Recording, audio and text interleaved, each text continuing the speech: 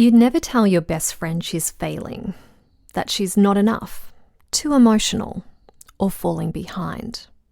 At least, I hope you wouldn't. So why is it that for most people that voice still echoes inside their own head on repeat day after day? With 2 days until World Mental Health Day, we're getting radically honest about that inner dialogue and why the way we speak to ourselves matters more than we've been taught to believe. Because self-love, it's not fluffy. It's not self-indulgent. It's life-saving. It's foundational to our mental health. So if you've ever wondered how self-love really impacts how you feel about yourself, your life, your worth, this episode of I Love Me is for you. Love, love, love, love, love, love, I love me. Simple, inspiring lessons in self-love. Hello, gorgeous. It's Tamara here.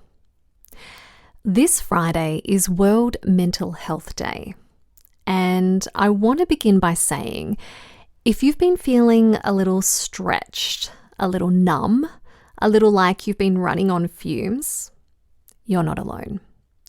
Mental health isn't just about diagnoses or therapy sessions.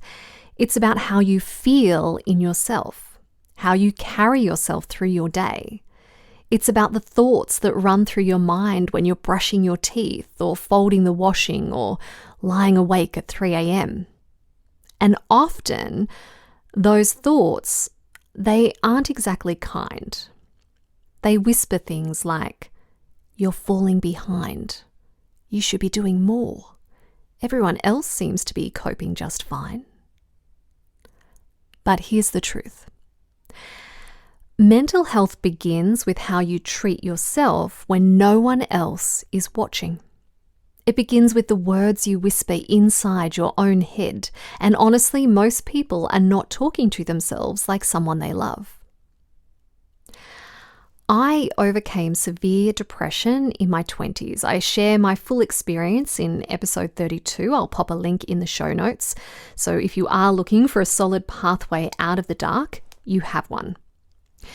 But it was through my own personal experience and 2 decades following that, helping others overcome their mental health issues, that one thing is obvious. We can't thrive on self-criticism. Only self-love creates a solid foundation for our mental health and well-being. That inner voice, the one that says you're not doing enough, not good enough, not lovable unless you're endlessly productive or always calm or perfectly healed, that's not your truth. That's programming. I share how this programming comes about in episode 2, Programmed for Love, so you really understand what's going on under the surface of the negative chatter. But the great thing about this programming is that it can be rewritten. We live in a culture that worships busyness. I talked in depth about this in episode 68, and I offered some tools for how to get out of the busy mindset. Because often we're praised for being the woman who does it all. But constantly juggling it all and judging ourselves for not juggling it well enough, that's exhausting. So on this Mental Health Day, I want to ask, what if you stopped trying to earn your worth through doing? What if you didn't have to hold everything together all the time? What if your value was never up for negotiation, even on the messy, teary, slow days? Because here's what I know. More doing doesn't equal more joy. More self-compassion, more softness, more permission to rest and be, that's where joy begins. How do we begin to shift that? Well, the first step is awareness. Start noticing how you talk to yourself. You might even try this.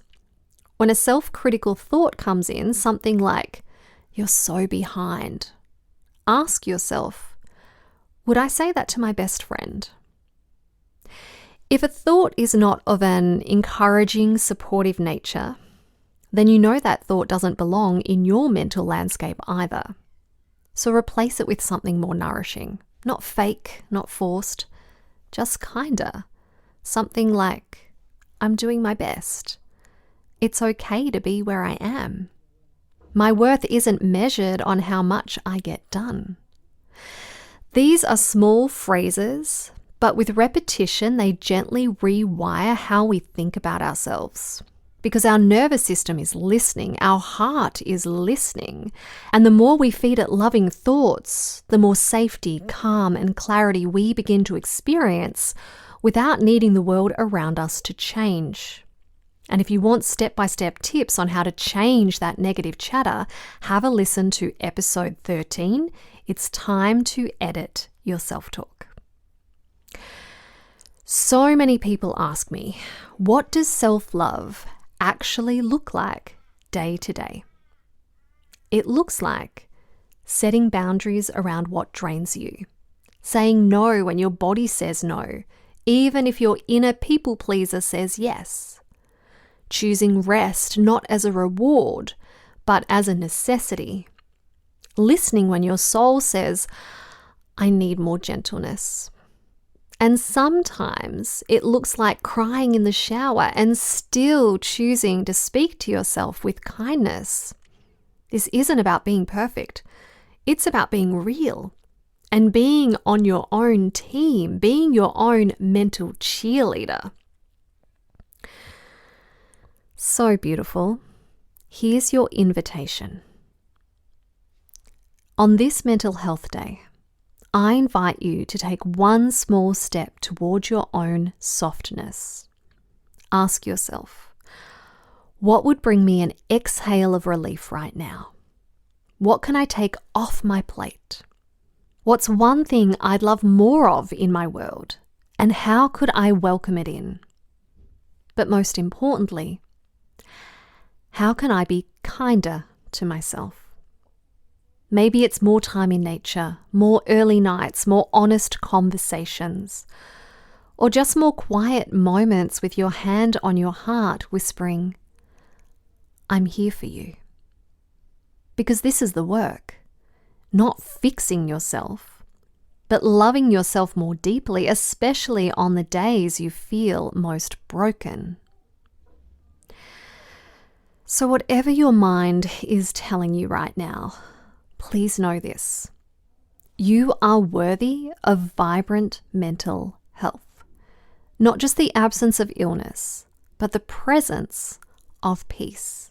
You are worthy of slowing down, of stepping out of the rush, of creating space for joy and rest and healing.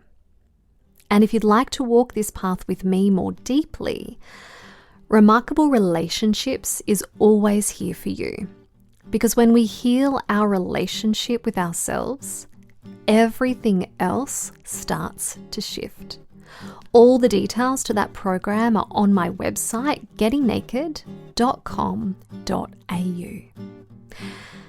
Until next time, I'm sending you love, gentleness, and space to breathe. Because you know what? You're doing better than you think. I love me.